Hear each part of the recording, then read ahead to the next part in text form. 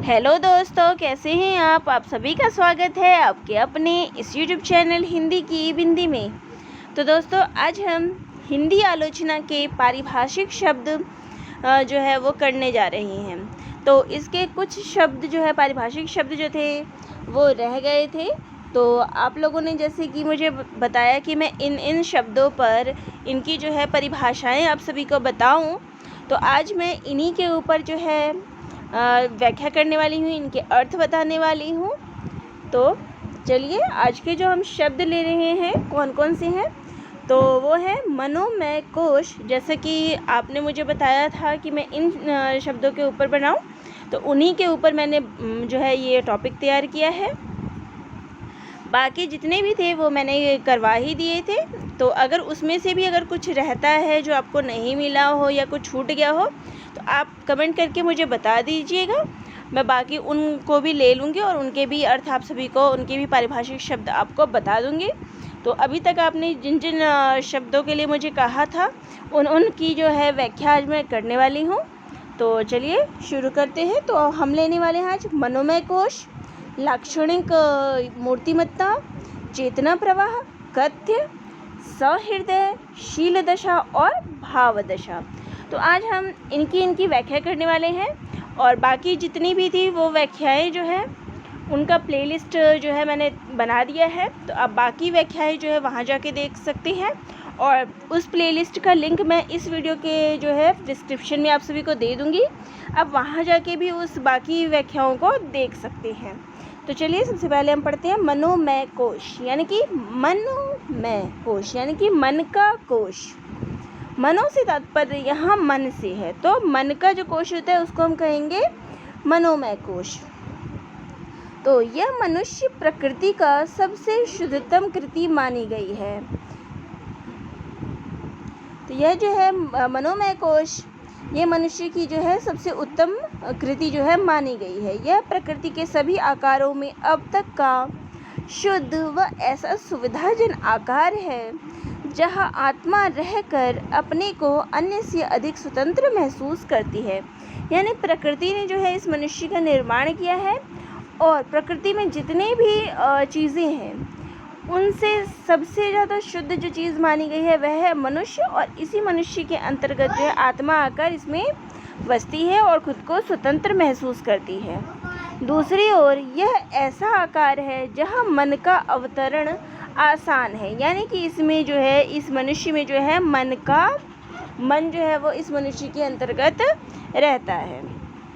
आगे है, अन्य प्राणियों की अपेक्षा मनुष्य में मन के अधिक जागृत होने से मनुष्य को मनुष्य कहा गया है। यानी कि जितने भी प्राणी हैं उनमें केवल मनुष्य जो है उसका मन अधिक जागृत है, और मन से वो कोई भी काम करता है, कोई भी चीज़ जो है वो महसूस करता है।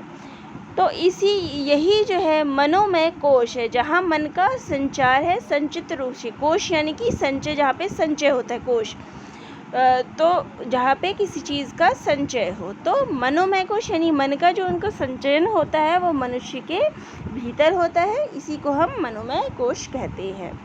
जगत के मनोमय कोश में मानव में ही मन सर्वाधिक प्रकट होता है। अन्य में जो मन है वो सुप्त अवस्था में है। तो इस संसार की हम जितनी भी चीज़ें देख लें उनमें, चाहे हम पशु पक्षी पेड़ पौधे कुछ भी देख लें, लेकिन जो मानव है उसमें ही मन जो है सर्वाधिक प्रभावशाली है, और अन्य में इस मन का जो है कोई भी प्रभाव नहीं दिखाई देता। सब सोए हुए हैं, सबके मन जो है वो सोए हैं, केवल मानव मन जो है अधिक प्रभावशाली है, सबसे अधिक प्रकट है। मन प्राणमय कोश को नियंत्रित करता है। उदाहरण, यानी कि जो मन जो होता है वो प्राण को जो है नियंत्रित करता है।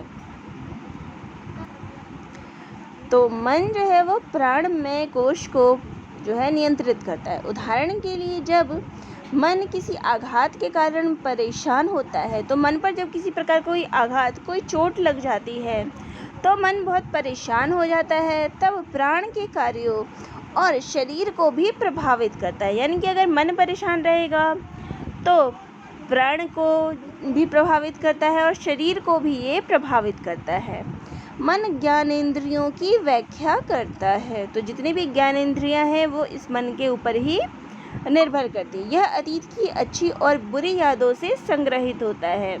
यानी कि मन के ऊपर हम देखें, बात करें तो मन में जो है अच्छी यादें और बुरी यादें दोनों का संकलन जो है वो इस मन के भीतर ही रहता है। तो मनोमय कोश में व्यक्ति की भावनाएं और संवेग जो है वो संकलित होते हैं। तो इसी को जो है मनोमय कोश कहेंगे, यानी जिसमें मन के जितने भी संवेग हो गए, भावनाएं होगी मनुष्य की, वो सारे जहाँ संचित होते हैं उसको हम मनोमय कोश कहते हैं। यानी मन का कोश, जहाँ मन की जितनी भी अच्छी, बुरी, सुखी, खुशी, जितने भी भावनाएं व्यक्त हो मनुष्य के भीतर, जितने भी भावनाओं का वास हो, उसको हम कहेंगे मनोमय कोश।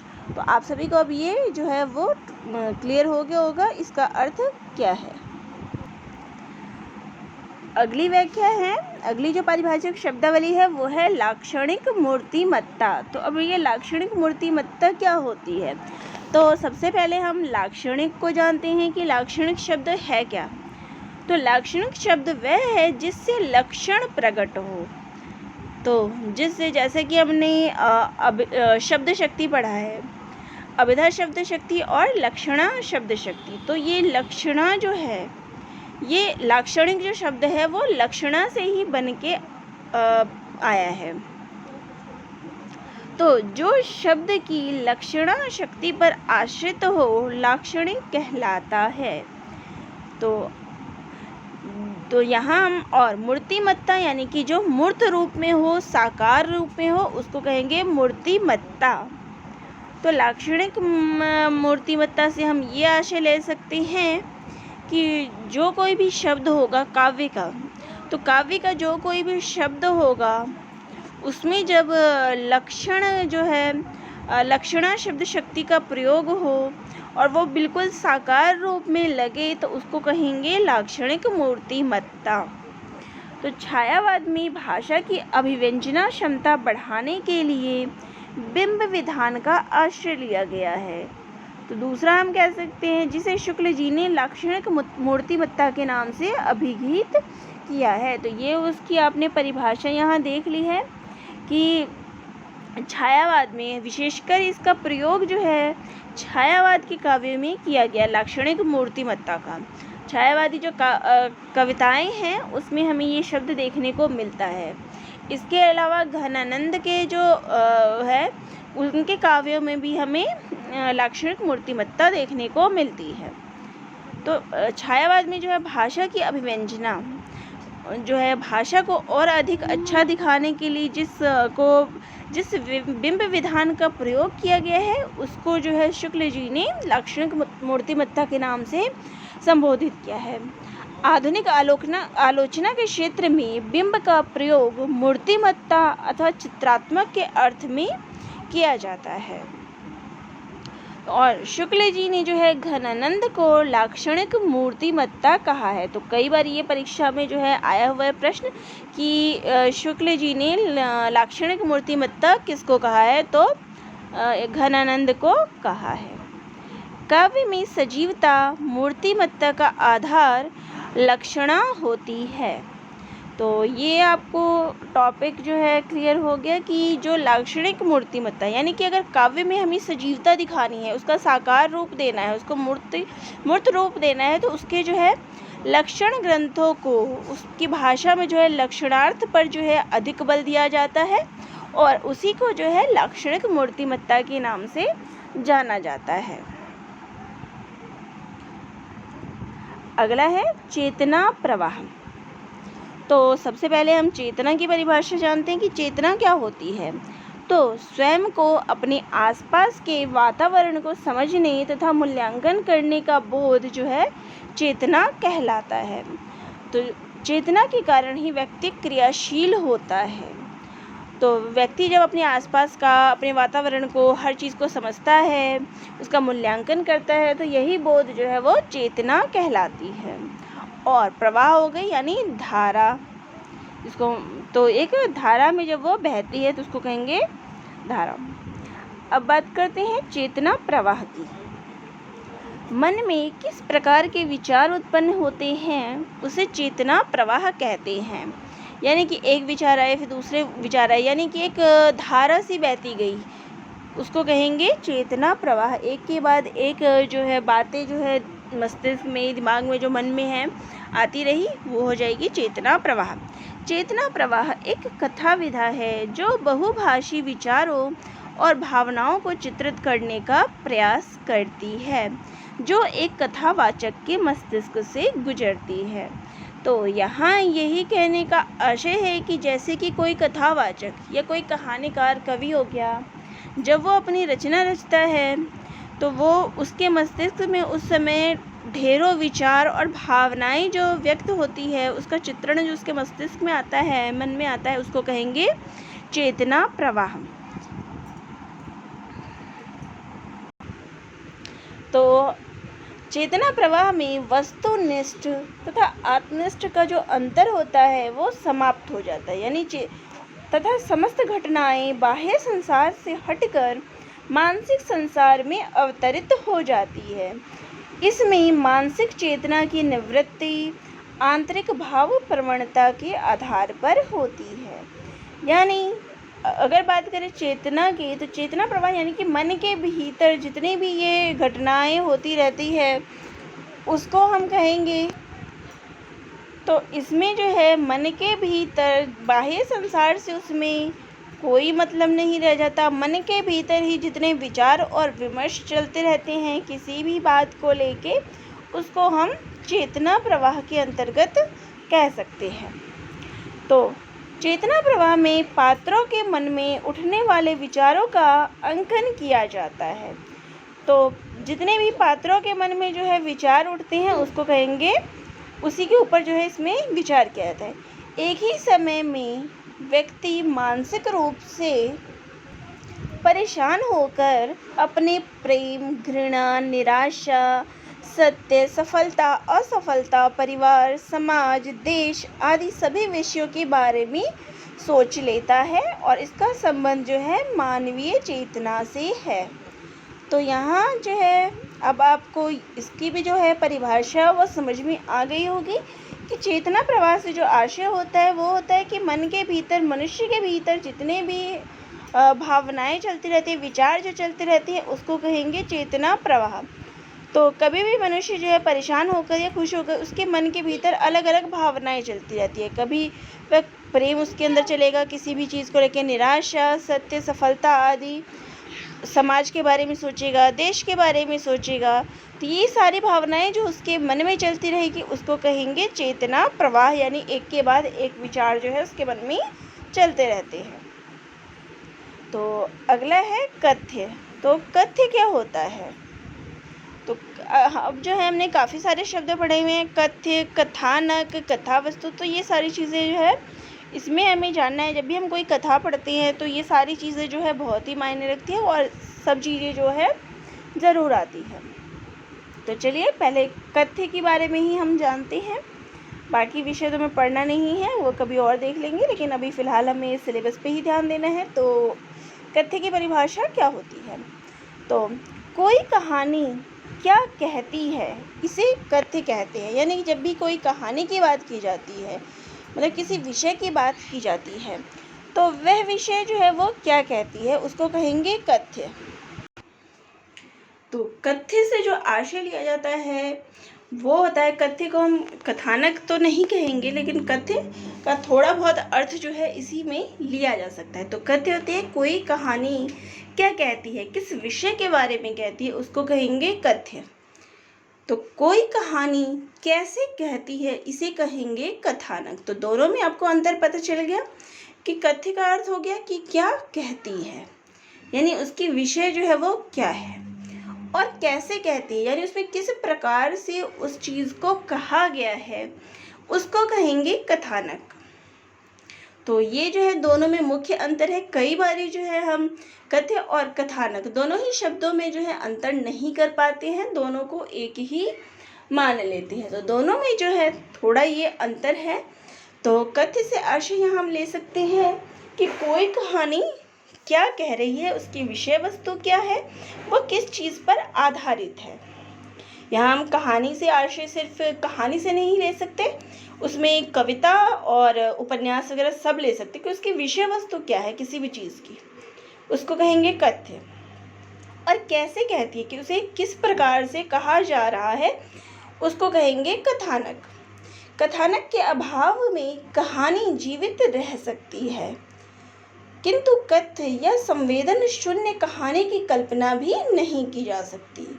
यानी कि कथानक के अभाव में, यानी अगर किसी कहानी में किस प्रकार से वो कही जा रही है, किसी में हम अगर कहानी के अलग अलग विषय देखें तो जैसे हम पूर्व दीप्ति पद्धति पढ़ते हैं, यानी कि फ्लैशबैक शैली पढ़ते हैं, कई बारी कहानी एक दूसरे को सुनाई जा सकती है, तो कहानियों का जो है अलग अलग ढंग होता है, तो उसके बिना जो है कहानी बन सकती है। लेकिन विषय के बिना कि क्या वो कहानी कह रही है, कथ्य के बिना इसकी कल्पना भी नहीं की जा सकती। आज कथ्य की क्षमता इतनी है कि वह अपने अनुकूल शिल्प का निर्माण कर सके। जीवन के बदलते मूल्यों ने कथ्य को प्रभावित किया है। तो जिस प्रकार से जीवन शैली में मनुष्य के जो है जीवन शैली में परिवर्तन हुआ है, उस प्रकार से जो कथ्य है उसमें भी बदलाव आया है। कथ्य ही शिल्प निर्माण में महत्वपूर्ण भूमिका निभाता है। तो शिल्प निर्माण में जो कथ्य है वो महत्वपूर्ण भूमिका निभाता है। तो इस प्रकार से हम संक्षेप में ये कह सकते हैं कि कथ्य से तात्पर्य जो है वो कहानी के विषय से हो सकता है।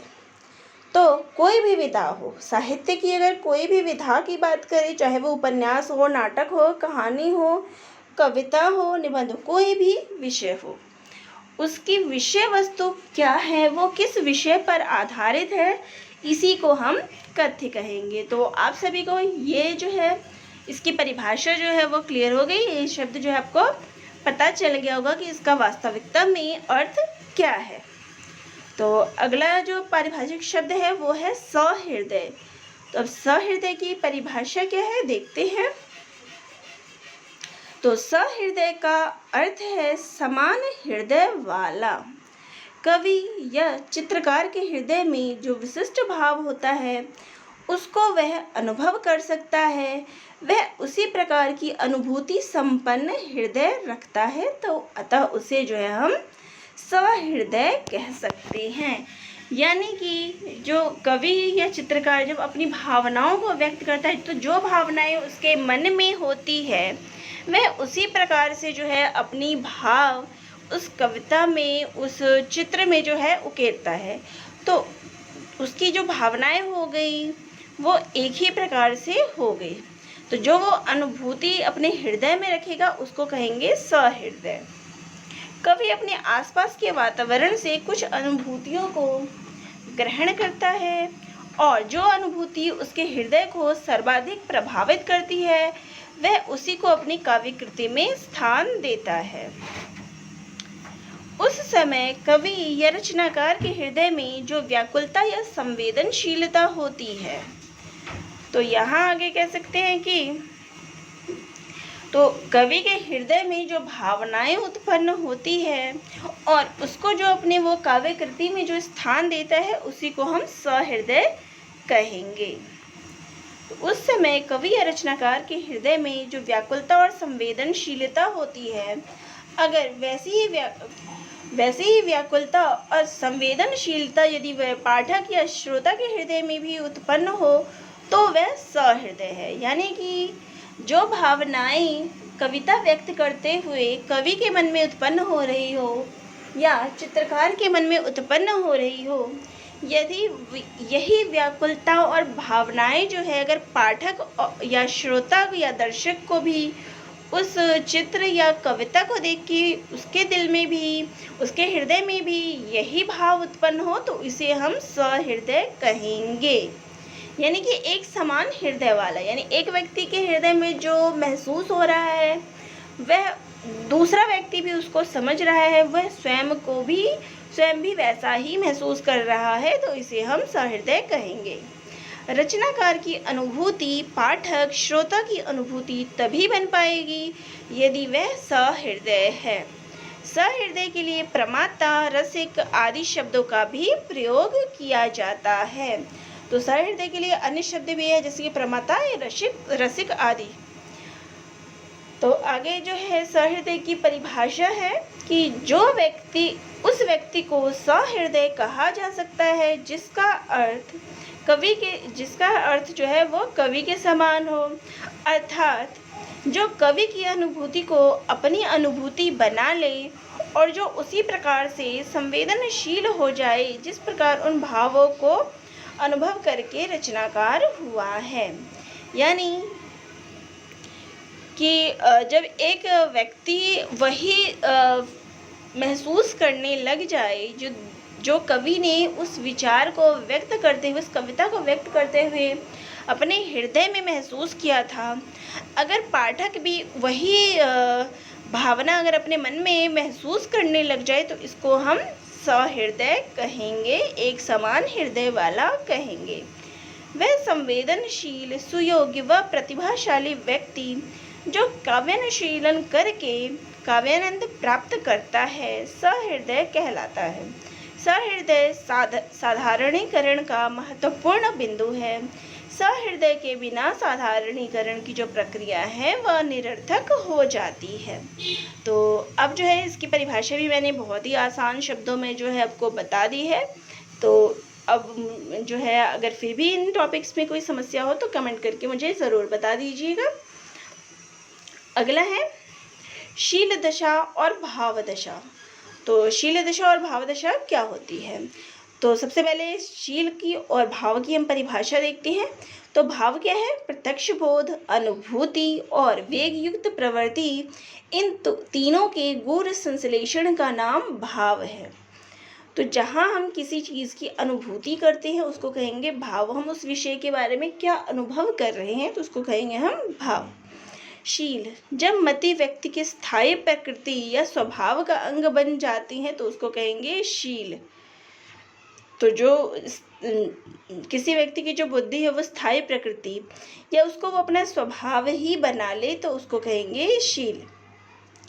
आचार्य रामचंद्र शुक्ल ने अपनी पुस्तक रस मीमांसा के अंतर्गत जो है भावों का वर्गीकरण किया है और उसमें जो है उन्होंने शील दशा और भाव दशा का वर्णन किया है।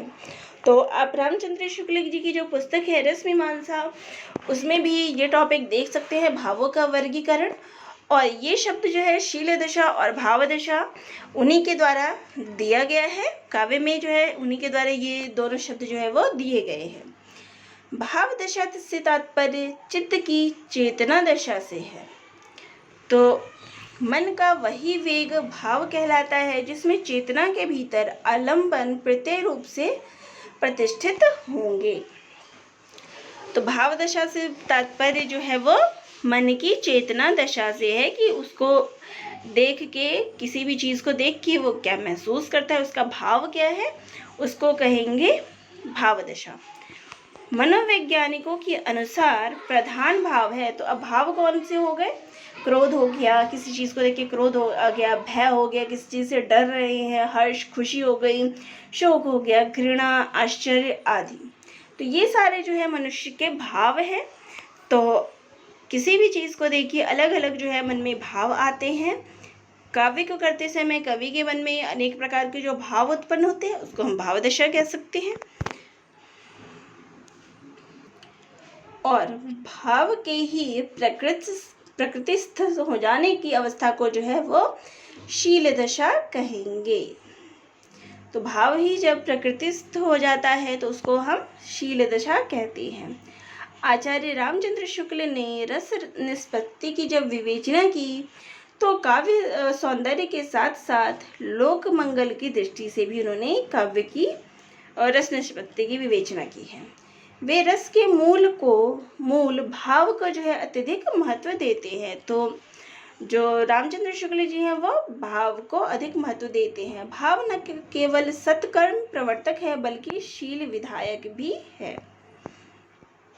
शुक्ल जी के अनुसार एक व्यक्ति या वस्तु के प्रति एक ही अवसर पर व्यक्त मनोवेग भाव है। तो भाव जो है वो हो गए एक व्यक्ति या वस्तु के प्रति एक ही अवसर पर जब कोई वो भावनाएं व्यक्त करता है, उसके मन में जो वेग चलता है उस चीज़ को देख के एक व्यक्ति या वस्तु के प्रति उसको कहेंगे भाव। विशेष या निर्दिष्ट के सामने से हट जाने पर भी यदि वह मनोवेग किसी के प्रति प्रकट होने लगे तब वह शील दशा है। यानी कि जब वो विशेष या निर्दिष्ट जो होते हैं वो सामने से हट जाए, फिर भी जो मनोवेग है उसी के प्रति जो है प्रकट हो, तो उसको कहेंगे शील दशा। तो भाव की जो है 3 अवस्थाएं बताई गई है। जब आचार्य रामचंद्र शुक्ल जी ने अपनी पुस्तक में भाव का वर्गीकरण किया है तो उन्होंने 3 दशाओं का वर्णन किया है, भाव दशा, स्थायी दशा और शील दशा। तो यहाँ देख सकते हैं आप कि ये उनकी पुस्तक का ही वो पेज है जिसमें उन्होंने भाव के बारे में बताया हुआ है। तो भाव की जो 3 दशाएं होती है, भाव दशा, स्थायी दशा और शील दशा। नीचे जो है इन दशाओं का चक्र दिया हुआ है कि उसमें क्या क्या चीज़ें होती हैं। तो भाव दशा का जो है अर्थ है एक अवसर पर एक आलम्बन के प्रति। तो यानी कि इसमें एक अवसर पर एक समय पर जो किसी चीज़ के प्रति जो भावना आती है उसको कहेंगे भाव दशा।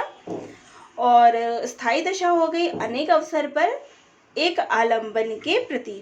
तो अवसर अनेक हो लेकिन एक ही चीज़ के प्रति जो है भाव हो, मनोवेग में जो भाव आते हो, किसी भी चीज़ को लेके जो मन में वेग आए उसको कहेंगे स्थायी दशा।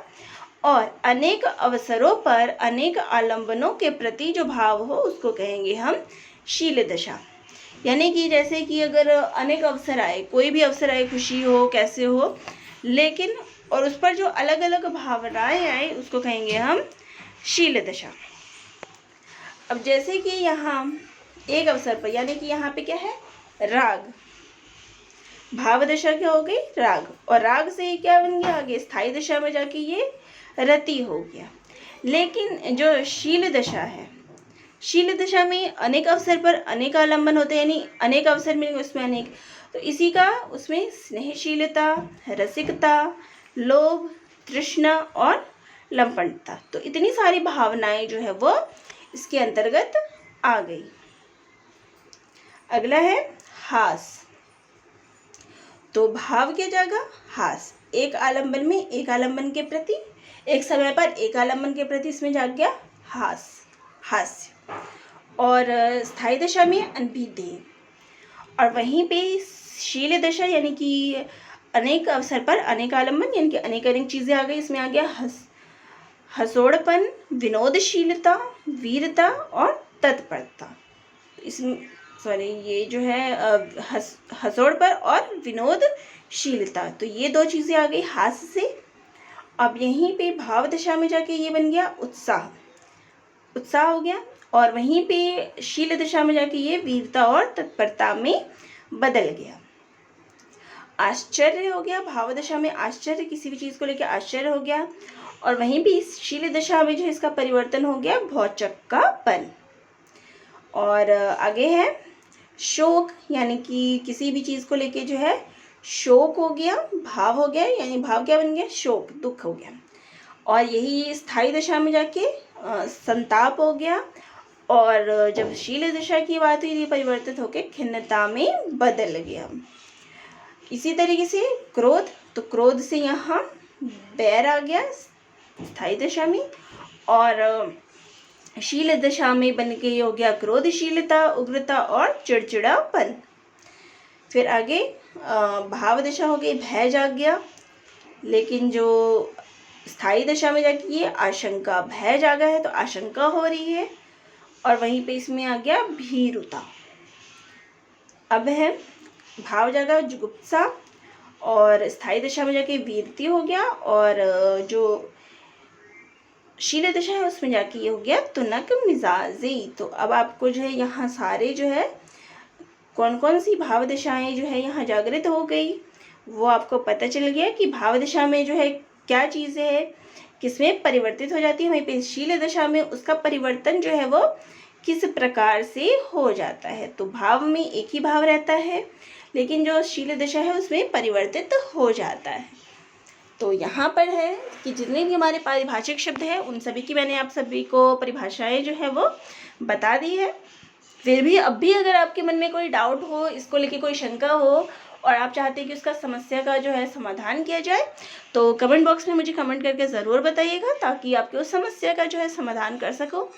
अब भी अगर कोई पारिभाषिक शब्द रह गया हो जिसका आप चाहते हैं कि बता दूं, तो आप वो भी कमेंट बॉक्स में कमेंट करके बता दीजिएगा। और कोई टॉपिक ऐसा चाहते हैं जिसको कवर करा जाए तो उसके बारे में भी बता दीजिएगा। और चैनल को जो है लाइक, शेयर और सब्सक्राइब ज़रूर करिएगा। तो दोस्तों, आप सभी का बहुत बहुत धन्यवाद।